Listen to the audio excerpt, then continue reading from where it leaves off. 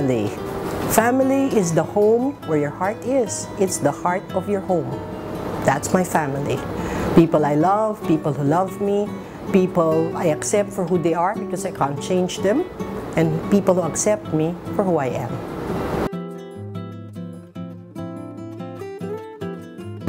Very first is what I espouse in the Galing Filipino movement. Kung gagawin mo rin lang, hindi pwede yung pwede na. Gagawin mo rin lang, galingan mo na. Give it your best. Because your best will always bring you farther than where you can see. The second is, I remember in college when my classmates were watching cartoons in color and I was not. And I felt very upset. And I told my father that. And I said to him, how come you're letting me stay in this school where everybody's talking about Bugs Bunny and Popeye and Casper the Friendly Ghost in color when we don't have colored TV? I remember my father looking me straight in the eye, holding me by the shoulders and telling me, Iha, if we can't afford it, we don't need it. Of course, I smarted at that time, but a few weeks after that, he surprised us one Saturday afternoon when an Anson van just parked by the house, and there it was, our brand new TV set. I think that's where I learned not to live on borrowings. Like the Bible says, owe no man anything but love has been a very strong axiom in my life, the same with my father. So if you can't afford it, you don't really need it. So he saved for it, and when he had it, he bought it.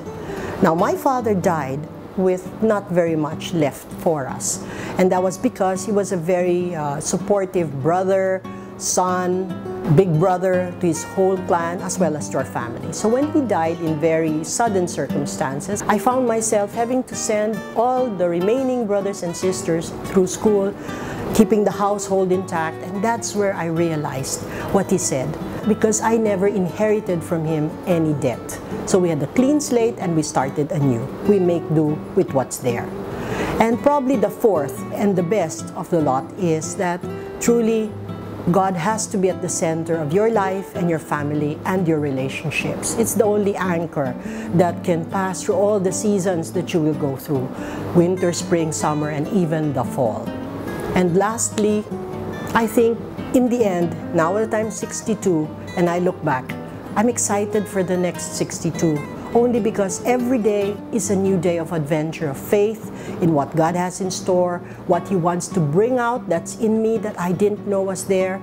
And so I embrace every life challenge, every opportunity with the same childlike appreciation I had when I was a child, having to keep my cool, keep my calm, wait patiently and with grace and poise, because the best is always yet to be.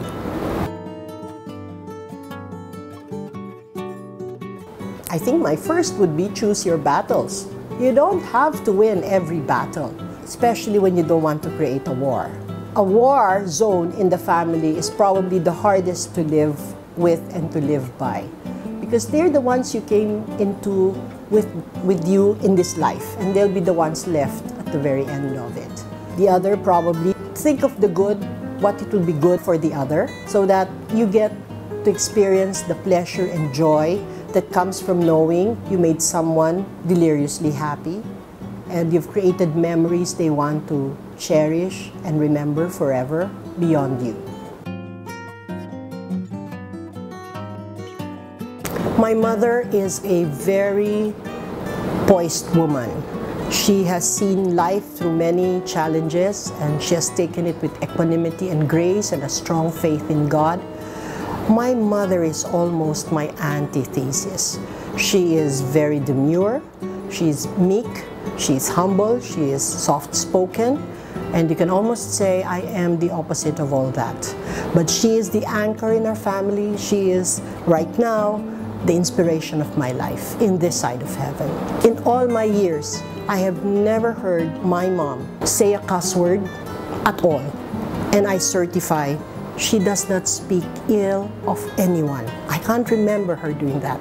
She has this knack of, if you can't say something good, don't say it. She's done that. I wish I could be that.